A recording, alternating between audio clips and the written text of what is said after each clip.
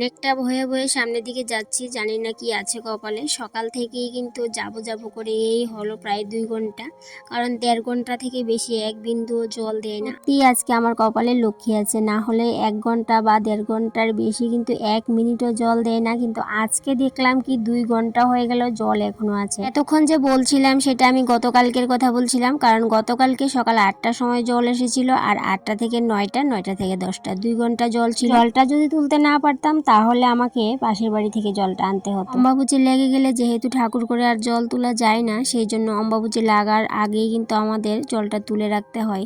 তো প্রত্যেক বছরই কিন্তু অম্বাবুচি লাগার আগে ঠিক আগের দিন জলটা তুলে রাখি আর তুলসী পাতাও পেরে রাখি। তো আজ হচ্ছে মঙ্গলবার, অম্বাবুচির প্রথম দিন। তো স্নান টান সেরে ঠাকুরঘরটা মুছে নিলাম। অম্বাবুচিতে যেহেতু প্রত্যেক সদবারা খুব ভোরে উঠে স্নানটা করতে হয়, আর আমার একটু গতকাল রাত্রে ঘুমাতে যেতে দেরি হয়েছিল, আর সেই ভয়েই রাতের বেলায় অ্যালার্মটা সেট করে শুয়েছিলাম।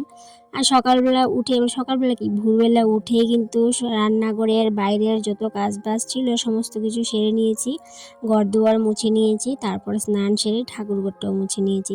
এবার এদিকে চলে আসলাম, শাড়িটা লাগিয়ে নিলাম, কারণ অম্বাবচী বলে কথা, শাড়ি না লাগালে আর আলতাটা না পরলে একদমই ভালো লাগে না। এই আলতাটা গতকালকে হাজবেন্ড এনে দিয়েছে। তো প্রথমে ভেবেছিলাম ভালো হবে কিনা, পরে দেখি আলতাটা না ভীষণ ভালো।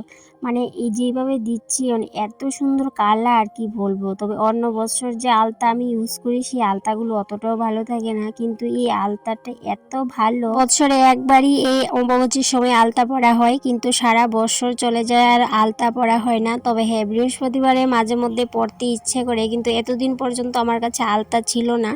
আর বৃহস্পতিবারে ভাবতাম পরবো, কিন্তু ওই আলতা আনবো আনবো এরকম করতে করতেই পুরো বছর চলে গেছে। আলতাটা আমার এত পছন্দ হয়েছে, এখন থেকে প্রত্যেক বৃহস্পতিবারে এই আলতাটা পরবো আর শাড়ি লাগিয়ে কিন্তু মা লক্ষ্মীর পুজোটা করবো। আলতা সিঁদুর শাড়ি পরার সৌন্দর্যটা আসলেই কিন্তু ভাষায় প্রকাশ করা যায় না, কারণ সেটার সৌন্দর্যই আলাদা।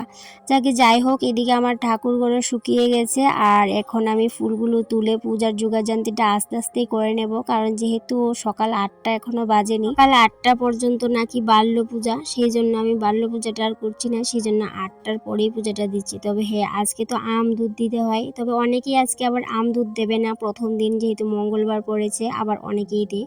তবে আমিও দেওয়ার ইচ্ছে ছিল, কিন্তু দুধটা না পাওয়ার কারণে আজকে আর দিতে পারলাম না। আগে যখন মোমবাতি জ্বালিয়ে পুজো করতাম, তখন একজন দিদিভাই আমাকে একদিন বলেছিল যে দিদিভাই, মোমবাতি জ্বালিয়ে পুজো করবে না, মোম দিয়ে পুজো করতে নেই, প্রদীপ জ্বালিয়ে পুজো করবে। তখন থেকে কিন্তু আমি প্রত্যেক দিনই চেষ্টা করি এই যে প্রদীপ দিয়ে পুজো করার। তবে হ্যাঁ, মোমবাতিও জ্বালাই, মোমবাতিটা ঘরে থাকে, সবসময় আনা হয়, সেই জন্য মোমবাতিটাও জ্বালাই। সবাই বলে যে শিখার কোনো বয়স নেই, আসলেই ঠিক, যে শিখার কোনো বয়স নেই। কত কিছু জানি না, কত কিছু বুঝি না, সেগুলো যখন তোমরা আমাকে শিখিয়ে দাও আমার ভীষণ ভালো লাগে। ক্যামেরার ওপারে থেকেও যে তোমরা আমাকে এতটা সাপোর্ট করবে সত্যি আমি ভাবিনি। কিন্তু হ্যাঁ, তোমাদের উপর একটু অভিমান আমার আছে, কেন কি তোমরা আমার সাথে একদমই কথা বলতে চাও না।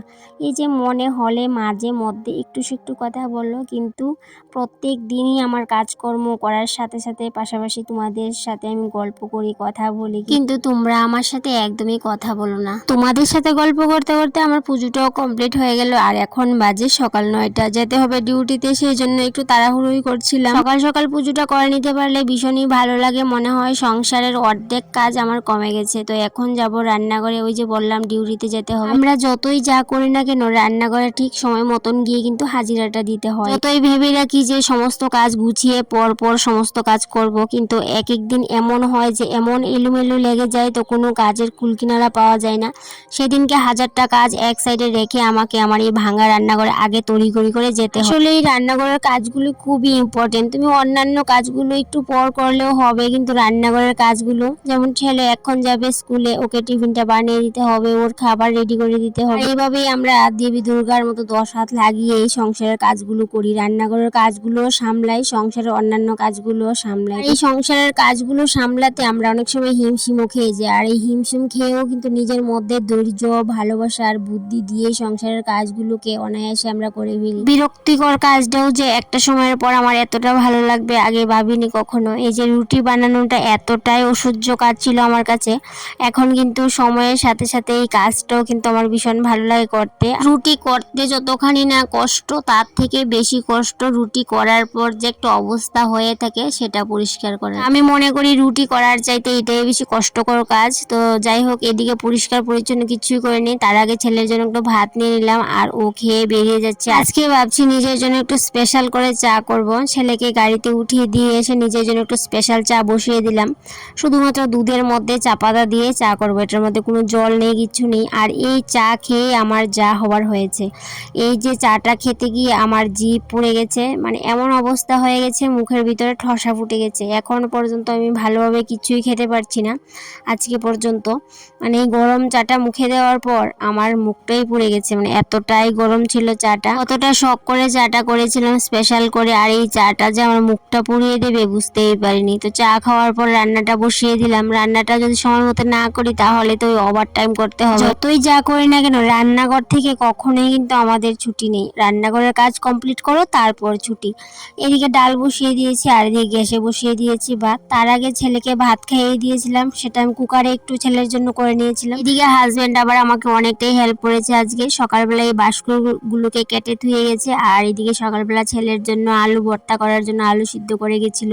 তো এদিকে ডাল সিদ্ধর মধ্যে বাস্কগুলোকে একটু ফাঁপ দিয়ে তারপরে দিয়ে দিলাম। তো এদিকে ফুটতে থাকুক, আমি একটু ভাত খেয়ে নিই। আর বাইরে এতটা রোদ উঠেছে, এত গরম দিয়েছে আজকে কি বলবো। অম্বুবাচীর প্রথম দিন এতটা গরম দিবে ভাবতেও পারিনি, কিন্তু দ্বিতীয় দিন একটু বৃষ্টি হয়েছিল, আর তৃতীয় দিন যেন কি হবে জানি না এখনো পর্যন্ত। তো যাকে এদিকে ভাত নিয়ে বসে পড়লাম, ঠান্ডা ভাত ছিল আর ডিম ঝোল ছিল রাতের, তো সেটা নিয়ে বসলাম। ভাতটা খেয়ে বাকি রান্নাটা কমপ্লিট করব। আর এদিকে এই গরমের মধ্যে রান্নাটা যে কিভাবে কমপ্লিট করি সেটাই কিন্তু মাথায় হাত। সকালে পুজোর টাইমটাতেই শুধুমাত্র শাড়ি পরেছিলাম, এখন আবার নাইটি লাগিয়ে নিয়েছি, কারণ এই নাইটি ছাড়া আমাদের আর কোনো গতি নেই। কারণ আমরা গৃহিণীরা যে নাইটিটা পরে এতটা শান্তি পাই সেটা শাড়ির মধ্যে একদমই পাই না, যতই সৌন্দর্য থাকুক শাড়ির মধ্যে। কিন্তু এত গরমের মধ্যে শাড়ি পরা অসম্ভব হয়ে গেছিলো, সেই জন্য শাড়িটা পাল্টে আসলাম রান্নাঘরে। তবে হ্যাঁ, এই শাড়িটা আমি শুধুমাত্র পুজোর জন্যেই, মানে যখন পুজো করি তখনই শুধুমাত্র পরি, আর এছাড়া কিন্তু এই শাড়িটা আমি পরি না, কমই পরি।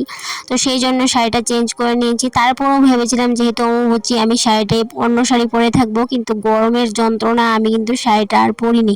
সেই জন্য নাইটি পরে সোজা রান্না করে নিজের ডিউটিতে চলে আসলাম। আজকে রান্নার মধ্যে থাকছে কারকল ভাজা, মাছের ঝোল আর বাঁশকুড়ুল ডাল, বেশ এইটুকুই। আর এইটুকু রান্না করতে করতেই আমি গরমে হাঁপিয়ে গেছিলাম, আর তার মধ্যে শশা কেটে নিয়েছিলাম নিজের জন্য একটু, কারণ এত গরম আমি একদমই সহ্য করতে পারছিলাম না। তো বন্ধুরা, আজকে রান্নাঘর থেকেই তোমাদের কাছ থেকে বিদায় নিয়ে নিলাম। আবারও দেখা হবে তোমাদের সাথে পরবর্তী কোনো একটা ব্লগে। ততক্ষণে তোমরা ভালো থেকো, সুস্থ থেকো, আর এভাবেই আমার পাশে থেকো। টাটা।